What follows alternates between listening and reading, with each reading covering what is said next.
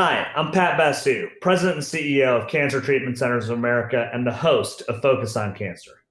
On today's episode, we're going to dive into integrative care, an incredibly important aspect in the battle against cancer.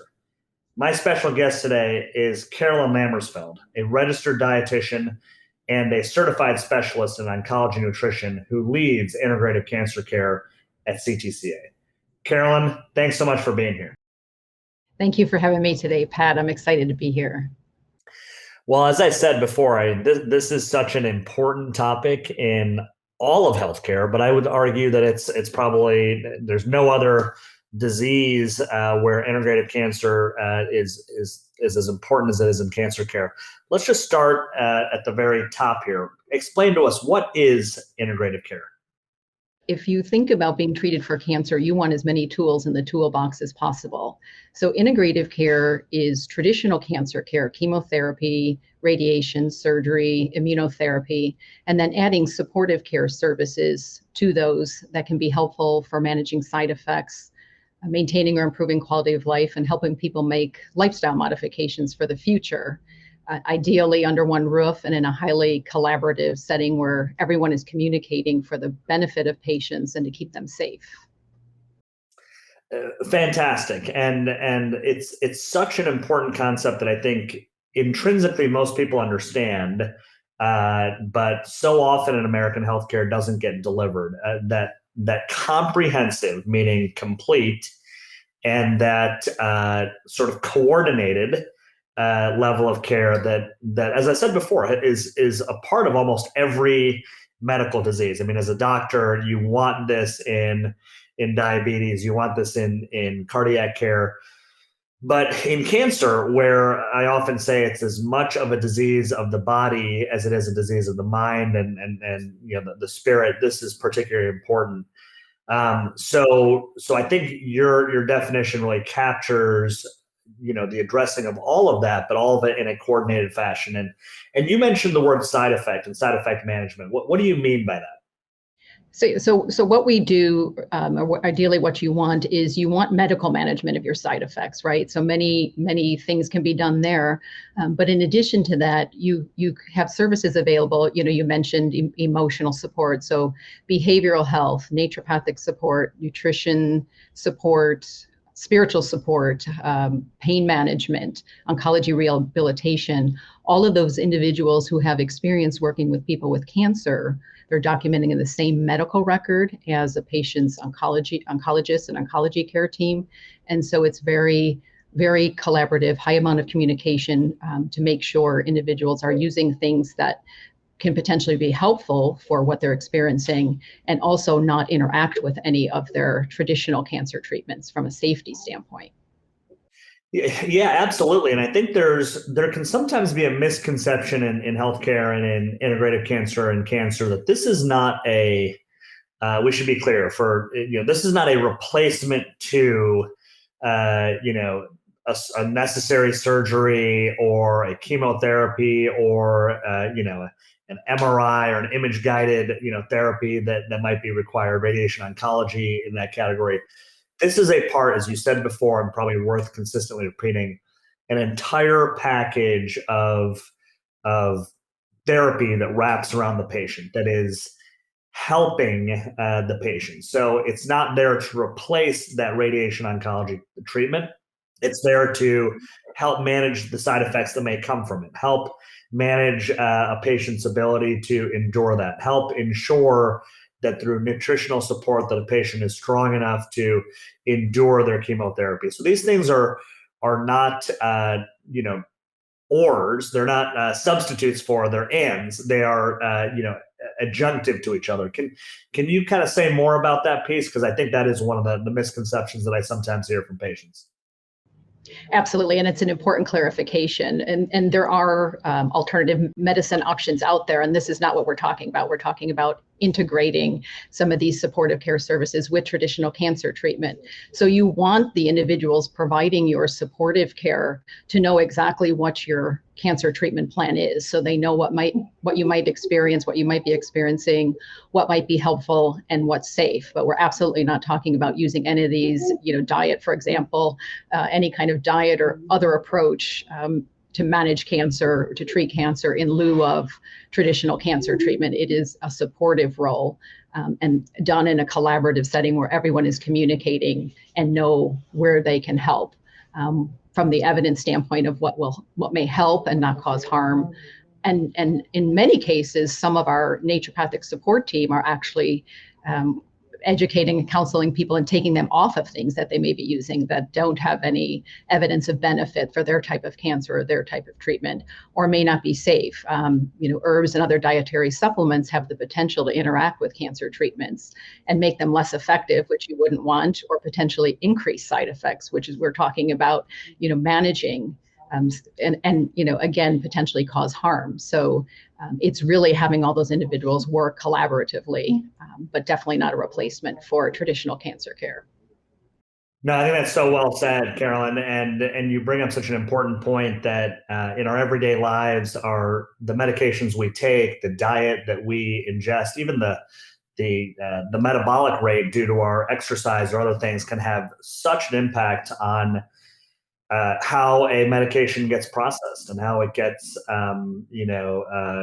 the effect that it has in the body is influenced by so many other factors. And having an expert such as yourself who is there ensuring that those interactions are being managed. We talk so much as physicians about drug-drug interactions, but there are drug-diet interactions. There are drug lifestyle habit interactions that are so important that you're managing.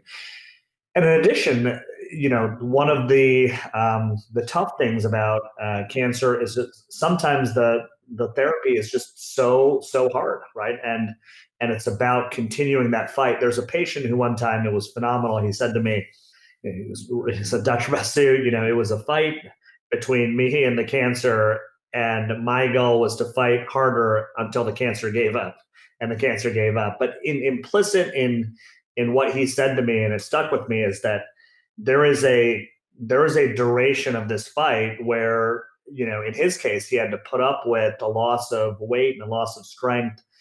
He had to put up with side effects like pain and nausea for some amount of time. And so much of why integrative care can be important is you're helping the patient cope with those side effects so that they can continue their fight.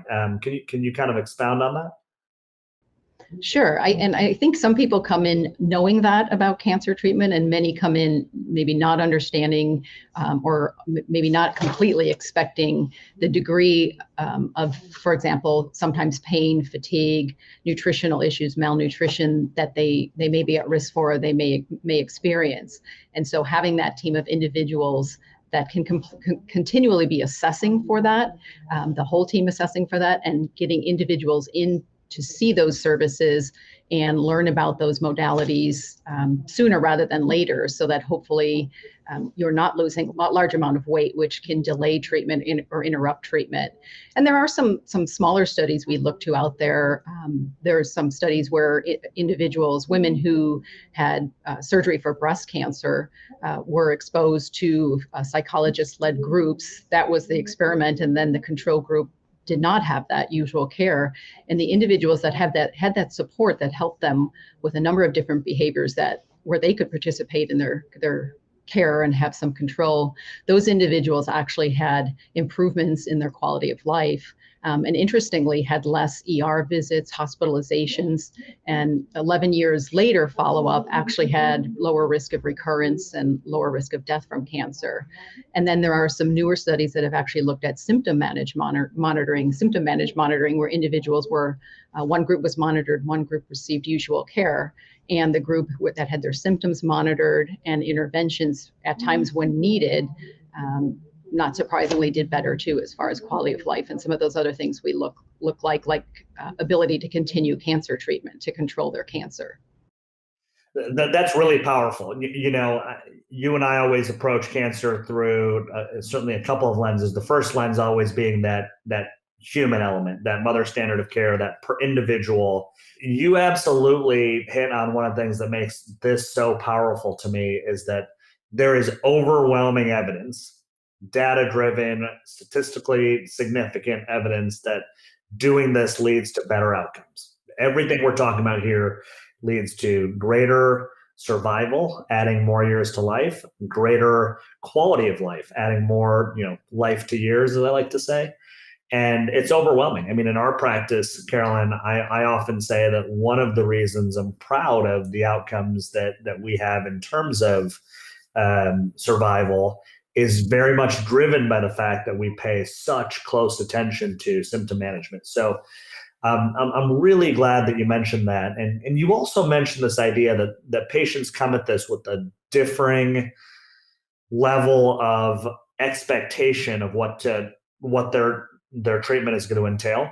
And so even if they know that there might be weight loss or hair loss or these side effects, just having that support structure, having the expertise to help them and sometimes their support to help them is so critical. So that is why it's important to not just offer pain management and nutritional support, which is core to what you do, but also individual counseling, treating sexual side effects, offering spiritual support.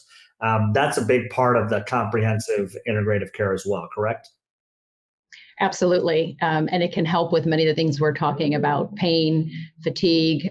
There's a component of that even in managing nutritional challenges during treatment. Sometimes being distressed or anxious or depressed can affect your ability to eat. Some of that behavioral health, those providers can help with different techniques, whether it be relaxation, guided imagery, meditation, hypnosis, to help with that, help distract from pain. And again, group support. I mentioned the studies where, it helped individuals have better outcomes. The other thing is many of these things are available for caregivers too, because we know when somebody has cancer, it affects the whole family. You talked about relationships. So these providers can do traditional talk therapy, counseling, in addition to some of the other modalities I mentioned that can be helpful for managing side effects. Yeah, and in oncology care, we both know that I always said that the bedrock of cancer care therapy is catch it early, and treat it comprehensively. And sadly, one of the reasons that patients don't continue to treat something comprehensively is because they stop the therapy due to side effects. And again, I keep making this parallel that it's super important in cancer, but it's relative to a whole bunch of other diseases. I know in diabetes and cardiac, one of the main reasons of failure of treatment is patients don't adhere to their treatment regimen. And that's, taking a handful of pills a day. This is in cancer care, just a brutal myriad of therapies sometimes that a patient has to run the gauntlet on. And it's just asking so much for patients to do that offering the support just dramatically increases the likelihood that they will continue treatment as opposed to delaying it, interrupting it, or stopping it. So, talk about that that capability and to extent that you can, any evidence or outcomes that you have to show that patients delay their treatment less or interrupt their treatment less or stop their treatment less because of what you and the team do. Yeah, I mean, the studies I mentioned with psychology-led support, I mean, that showed it helped people stay on treatment, symptom monitoring and interventions when needed, help people stay on treatment. There's this concept, I think you're alluding to it, called patient activation. And the more the care team, really everybody on the care team, but specifically behavioral health providers, can help individuals participate in their care and deal with distress, pain, anything that may be impacting their ability to be compliant to, if it's an oral medication, or be able to come in and have the recommended amount of cancer treatment at the right time. Having all those resources is incredibly important. And as you said, the research is there. There are practice guidelines now that are coming out from organizations like the Society for Integrative Oncology that have been adopted by the American Society of Clinical Oncology that really show how these services, if you will, and these modalities can help individuals with those side effects or symptoms that may impede their ability to continue care. Fantastic. And on previous episodes of the show, Carolyn, I've spoken to doctors about important topics that I think are to be brought to light for patients and caregivers and other listeners. What I love to do is just kind of drill down into a kind of a specific example, because I think probably as people have heard you talk, they think, well, yeah, I get it. That makes a lot of sense. But let's really explore kind of how this works. So let's say a patient develops malnutrition while they're on chemotherapy, or they develop chronic nausea. Walk through kind of the patient experience, or exactly how does this work for a patient who might be experiencing one of those side effects? Yeah, that's a great example. And malnutrition, you may not think of it as being something where you need an interdisciplinary approach or an integrative approach, but it's a really good example where, again, having more tools in the toolbox is better. So the obvious things, again, in addition to medical management, so there are times when the supportive care team is collaborating with the oncology care team, even sometimes suggesting a medication, if you will, if other things aren't working, or helping individuals be compliant with medications. But so with my nutrition background, I'll start there. There are things that can be done to help people modify maybe foods they're taking in, modify meal schedules. Sometimes it's actually adding a oral nutritional supplement or liquid nutritional supplement. Many times it's easier to drink nutrients or drink your nutrition at various times during the journey. It could be adding other supplements. I think you mentioned treating nutrient deficiencies. So there may be supplements, ginger products, so ginger tea, ginger ale that actually has ginger in it. Many of the things on the shelves do not, but there are some where just an ounce can give an amount of ginger that can be helpful. And then in addition to that, oncology rehabilitation. So having physical therapists, for example, help make sure individuals are exercising in a way they can, given their situation, to maintain muscle mass, even occupational therapy. So individuals can do their daily activities of life, like prepare food.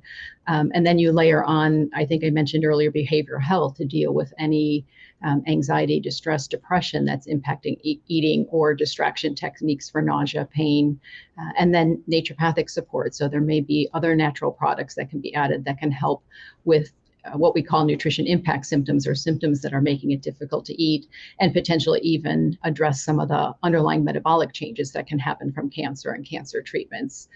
So that's an example where, and I said behavioral health, but it could just as easily be spiritual support. So some individuals would prefer to maybe have some of that support from a chaplain. So that's an example of really where everyone on that supportive care team we mentioned is important for managing nutritional issues, and specifically malnutrition during treatment. Well, that's a great example, Carolyn. And not only are they all working on the same problem for the patient, but unlike so many other aspects of the American healthcare system, where maybe it's a provider seeing a patient in a vacuum, these members of the team are not only working directly with the patient, they're also staying in close coordination with each other, right?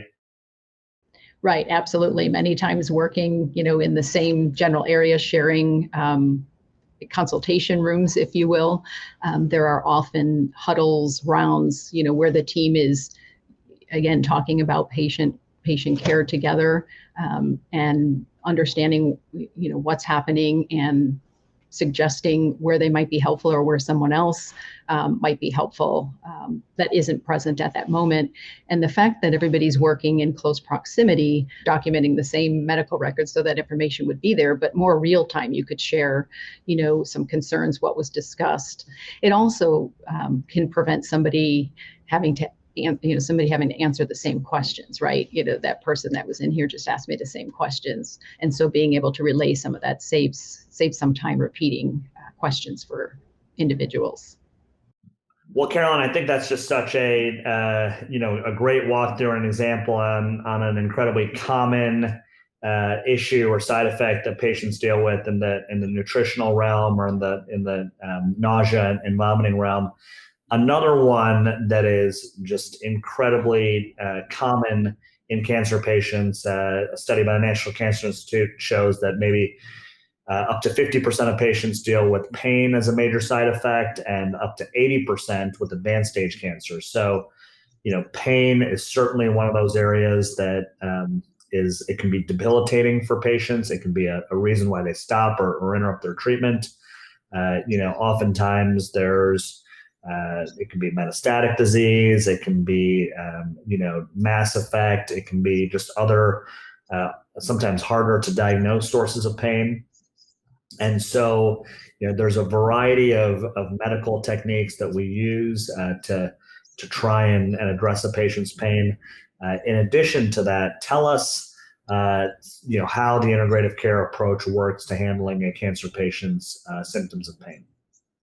Sure. So yeah, in addition to the medical management, which you mentioned, and many times we will get consults or referrals from that team.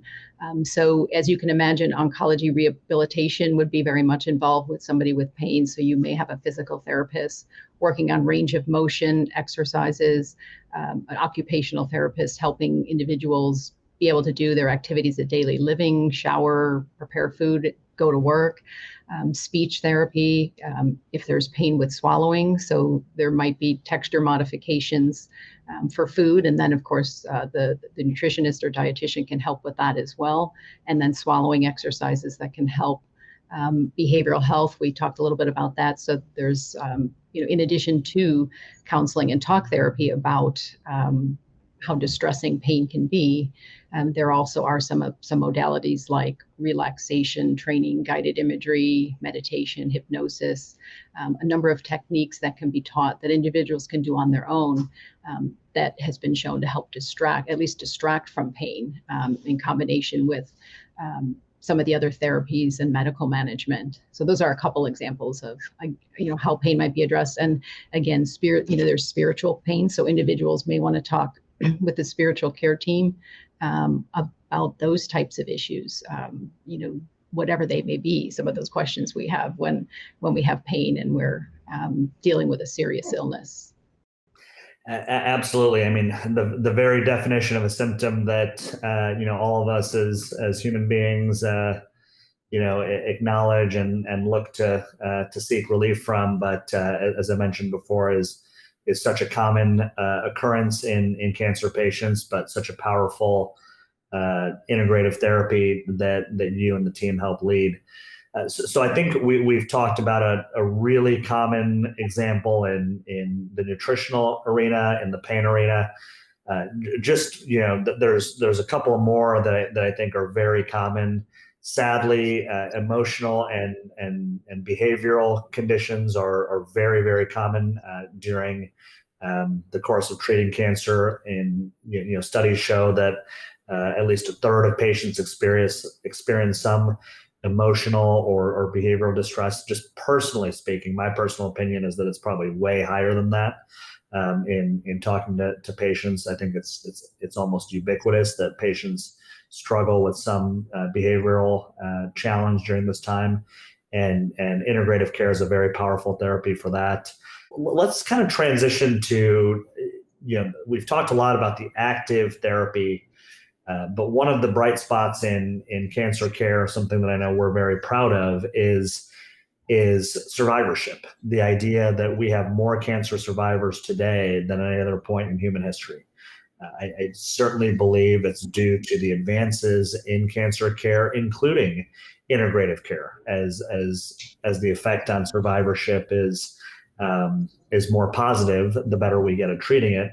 We have now up to 17 million, 18 million survivors in the United States.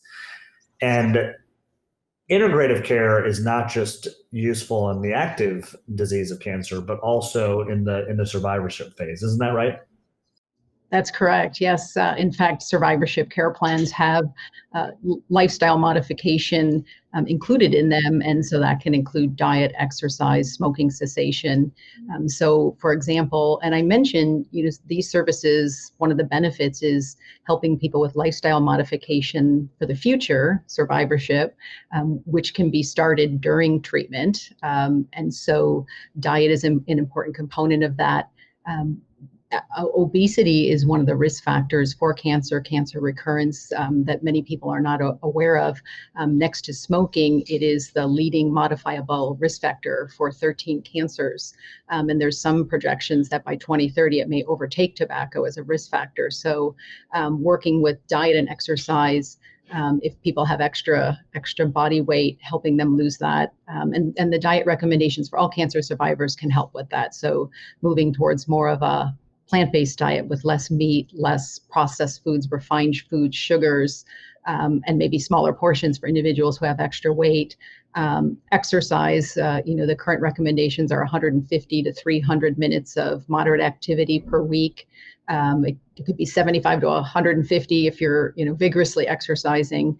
And many people don't reach those targets. So helping individuals find a plan in survivorship where they can move that amount. Smoking cessation, being careful with alcohol if consumed at all. So those are some of the lifestyle modifications that can be started during treatment and continue after treatment. And then that information is shared with individuals, hometown physicians, primary care providers. And then also part of that survivorship care plan is, what tests, what screening, surveillance need to be done in the future to watch for, a potential recurrence, another cancer, or, another chronic disease that may need to be managed. Well, absolutely. I think that's right on. I think it's such a powerful solution for survivorship. And you mentioned, surveillance for recurrence. The risk factor for a cancer survivor developing another cancer type is significant, something that happens to 1 in 6 cancer patients. So to put that number in context, if there are, let's call it 18 million cancer survivors in the US right now, then, 1/6 of that could be, approximately 3 million secondary cancers in those patients. So a huge number. And speak a little bit more about the role of integrative care in helping surveil and prevent a secondary cancer recurrence. Yeah, so I think it's what's part of that care plan. So it's diet, it's activity, it's helping individuals find smoking cessation programs if they're still smoking. It may be working with our behavioral health providers here if somebody needs help with alcohol consumption. We start that during treatment and then help coordinate with individuals, providers at home, help them find resources at home to continue that lifestyle modification plan, if you will, into survivorship. And I think what's encouraging, if one thing that's come out of the COVID pandemic is the emergence of more telehealth and virtual options. And so I'm encouraged to, we're finding resources, and there will be more helping individuals have access to those types of options to help reinforce these lifestyle modifications in survivorship. Well, that might be a great place to conclude. I think you've done such an amazing job of showing us what integrative care is, the evidence behind how powerful it is in preventing and treating and allowing greater survivorship and greater thrivership, as I like to call it, in cancer care. But paint for us, your vision. How will integrative care evolve and change over the next 5 to 10 years? What can we expect and look forward to? Yeah, I think so. I mentioned earlier the Society for Integrative Oncology, the American Society for Clinical Oncology are collaborating to develop more practice guidelines that incorporate these supportive services based on evidence and safety. And so, I think we will see, the more of these guidelines, the more these support services, if you will be included into standard of care or clinical pathways so that more people have access to this during cancer treatment. And, we're talking about cancer, but as you've mentioned, other chronic diseases, the emergence of telehealth and virtual care. So that will help with access too. I think individuals will be able to access these services in their home when they need it. We always say you want to provide the right service for the right patient at the right time, and that enables that. Yoga, all of these things can be done virtually, so they don't have to be done, where somebody is having their care. And then hopefully we will have more information, with personalized medicine, this, genetics and genomics and the microbiome, things in your gut that may influence treatment, side effects, have more of that available to actually personalize all of these services and modalities, if you will, that we've discussed. Because it's not a one-size-fits-all solution, and what works for me may not work for you. And hopefully we will have more of that information at our fingertips 5-10 years from now, to be able to further personalize these options as well.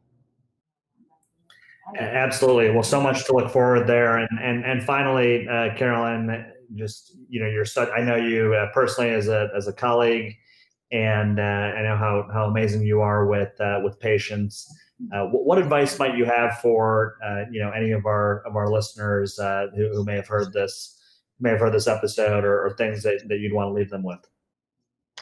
Yeah, I think it's important to consider having these options. Again, the more tools in your toolbox, the better. So consider having these options available to you. And one of the things we didn't discuss is it's really important that some people will try and do some of these things on their own, and making sure that if you are trying to, because access can be challenging, trying to do some of this on your own, that you are at least running it by your care team and individuals who know your cancer, know your treatment, to make sure it has the potential to help and not harm, and it's safe.